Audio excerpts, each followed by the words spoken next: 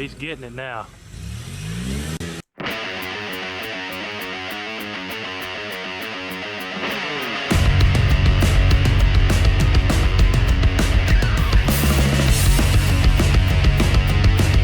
Hey everybody, welcome back to Heavy Metal Customs. We're back working on the 58 Chevrolet disc game, and this episode what we're going to do is install a Lokar shifter. I reckon that's how you pronounce it, L-O-K-A-R, Lokar, or Lokar, however you want to say it. But we're going to call it a Lokar. I think this shifter will work a lot better in this car and will look a lot nicer in this car. Right now it's got a B&M hammer shifter in it, and it's not hammering. It's tight, it's stiff, it's in a bind. Something's up with it and it's just not working really well.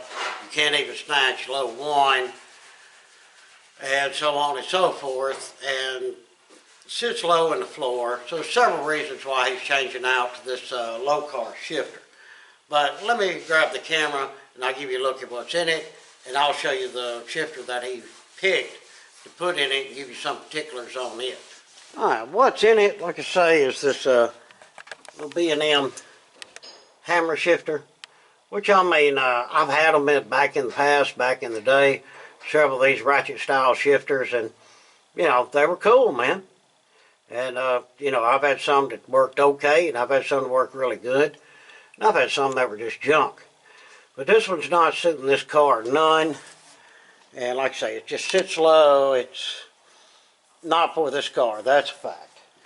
So, we have this Lokar shifter. This is the actual shifter that you'll see sitting up. Got the nice button in it. And we can turn this any way we want. And you see it's got the gears printed on it, which is really cool. It's bracketed. Yeah, a lot of brackets. This actually bolts to the transmission. We're going to show you all of this. So this is basically how to install a Lokar shifter on a 350 turbo transmission. But just to give you a general idea of how it's done, and you probably use this video to install it in pretty much any car there is. I haven't read through all the way, but I'm guessing that that's the backup light switch, which I hope it is, so we'll get that wired in as well, because we did put a harness in this car all the way back there and all the way up front. It's already powered. We just need to hook it up to a reverse switch. So that'll be cool as well. Well, first things first, and I'm not even going to get this on video, I'm going to snatch that old shifter out. And once we get it out, then I'll start with the proceedings on how to do this Lokar shifter. So stay tuned. It's going to be fun.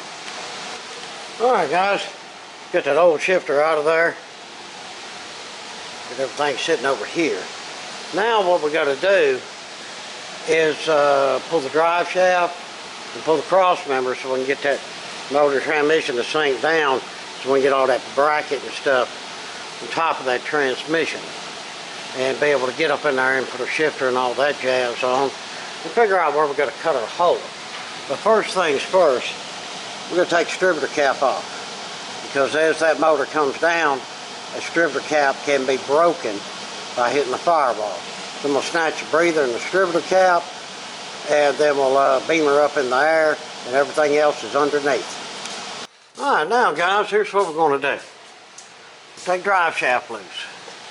This is an X-body car, so take it back here, take these loose. It's got the saddle strap types. The carrier bearing, 2 bolts are right there. Then we slide the drive shaft out. Then we're going to find something to stop that up with. Because once we slide that drive shaft out of there, we'll get the transmission jack under here to hold it. Take our cross member loose. That should let everything come down far enough for us to get our hands up there and work on it. Or at least we hope so. Alright, drive shaft's out of the transmission. As you can see, I just left it hanging in there. It ain't going to hurt nothing and it won't be in my way. And I have my high-tech cover there, anti-leak device for the tail shaft, whatever you want to call it. It works. It's a rubber glove with 3 rubber bands on it. Alright, now I'm fixing to pull out my transmission jack, put it under the pan, and then take cross member loose and let her down and get busy. Guys, that's it. That's as far as she's coming down. The headers are hitting the frame. And yes, I did take the headers loose, and I went up top and took the fan shroud loose so the fan shroud wouldn't hit. So I've got everything loose that I should have, but the headers will not allow it to go down no further than this right here. This is going to be a bit of a tight squeeze.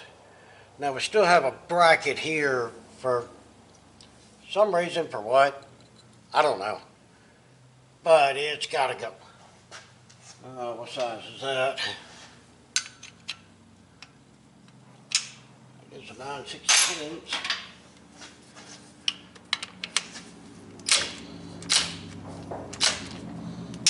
That was a little tight, wasn't it? Alright. And I'm leaving that out. And I'll show y'all here in a minute why I'm going to leave it out. This one has to come off as well. But let's just go over here and put our shifter assembly all together and see if we can wiggle it up in there and get it installed.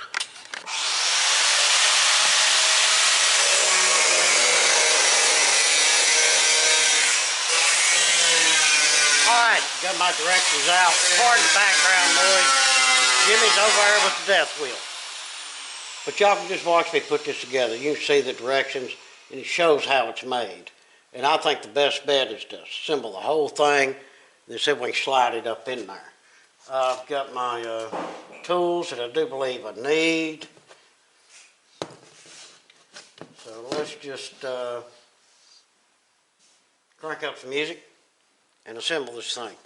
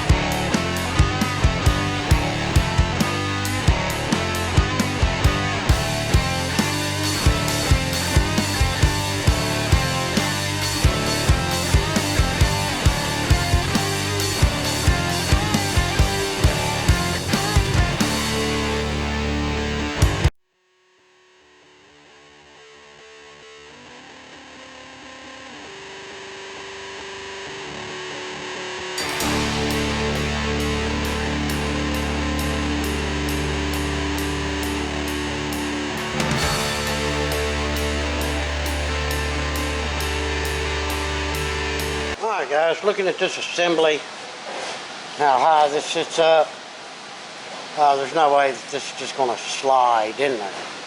We're going to go ahead and have to cut our hole in the floorboard. As y'all can see right here, there's just not that much room.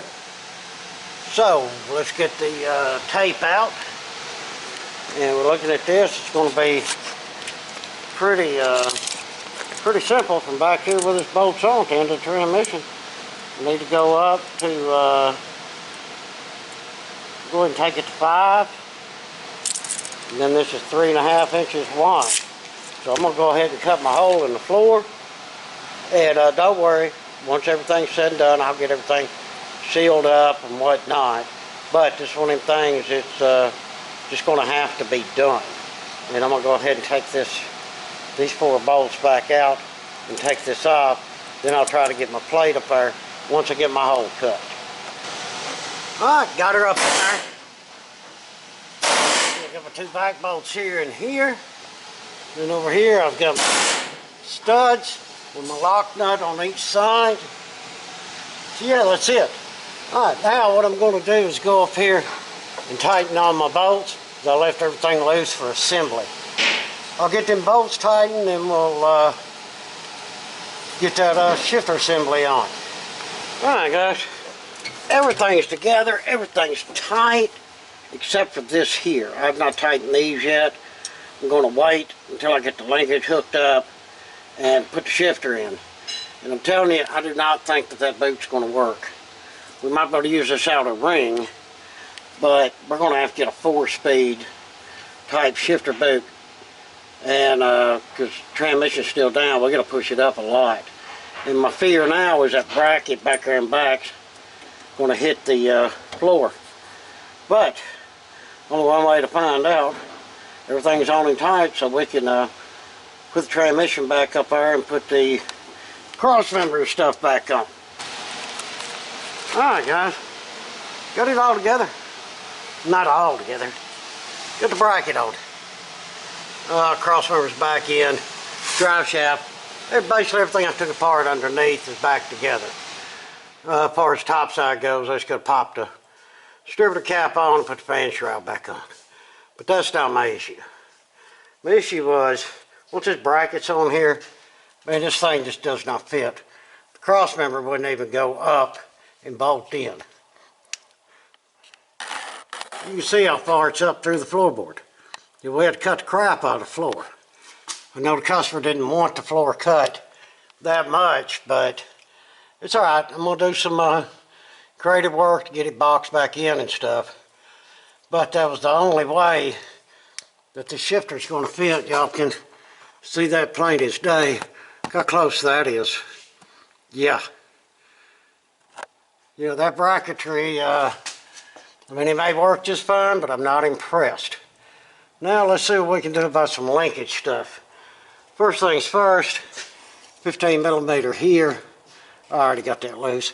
Let's take it out and put the linkage that came with it, which is over here. That will be this little critter right there. And since we're actually looking at directions, it goes right here. Trans gear lever is approximately 1 o'clock position in park. So, let's go ahead and pop it on there and make sure it's 1 o'clock position in park. Alright, we are in the 1 o'clock position. Where is it at? Okay. You'll have trouble with the camera, sorry y'all, but see that? We're in the 1 o'clock. Now, let's go up top. We don't have our shifter tight yet. We're going to wait. We need to put this bracket on, as it shows here. Bracket should be quad lever, approximately 4:30 to 5 o'clock position in park. Okay, well, let's go ahead and get that done. Alright guys, I thought I was just going to put the shift linkage on. I read the instructions and cut the rod accordingly. Of course, cleaned up the end and deburred it. But I put the shifter, no, that is not in park. In park, it'll be all the way back here. But I wanted to check for some clearance, and I'm sure y'all can see that. It's hitting the bell holder. I call that a bell. Right there. Man, this shifter, like I say, I hope it works good once we do get it installed. But it has been a real pain thus far. So what I'm going to have to do is take the quadrant off, whatever they call it, and do some creative bending there on the bottom. And I think what I'll do, I'll get this bent outward some more where we get some clearance on that. Alright, let's do it. Alright guys, got it hooked up. See the linkage right up there? And right up there. Yeah, you see how close it is. I mean, barely touching the floor over there. Might have to bend that floor up just a shade more. But the good thing is it functions. And that's a big deal.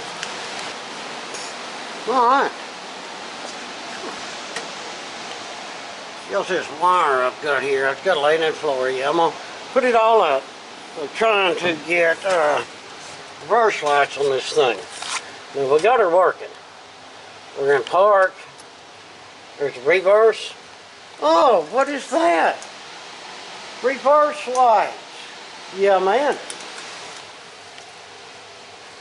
We'll come on down the neutral. Drive, second, first. Second, drive, neutral, reverse, and park. I'm happy with that. And also,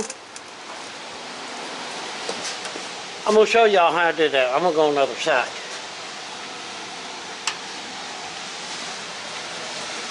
Yeah, also I got the fastening gear linkage adjusted out. So when we kick her now, she should have a more pep in her step. All I did, guys, got to thinking about it. And this neutral safety switch here, it's just a roller ball type switch. Whenever the ball is pushed in, it makes contact. So all you have to do, if you're going to use it for a neutral safety switch, then this bracket should go all the way forward and tighten up. But if you're going to use it for a reverse switch, then you come back here, probably about halfway. And that puts this ball where when you're in reverse, a little piece of metal sticking out there will hit it, and the rest of the gears, it just totally misses it. So yeah, easy fix, just had to do a little bit of thinking on it. That is a good thing. Like I say, we got the shifter in, and it seems to work just fine. She's clicking. I really don't like the way that it sits so high in this car, but it is what it is. We're looking at some boots and some covers and such that we can get to make that look better and get it sealed up. Well, guys, except for finding a boot, which I've been looking on eBay, and I think I found some that might work. I just want to be really sure before I buy one. But I believe it's Mr. Gasket or one of them, B&M somebody, has a big old rubber boot that might work on there. When I get that done, I'll just throw that in a regular episode, but that may be a little while because I have other, well, more important stuff to do on it. Yes, it needs a boot, but the main goal of this video here was to show you how to put this shifter together and install it. And would probably pick the most difficult car to put it in.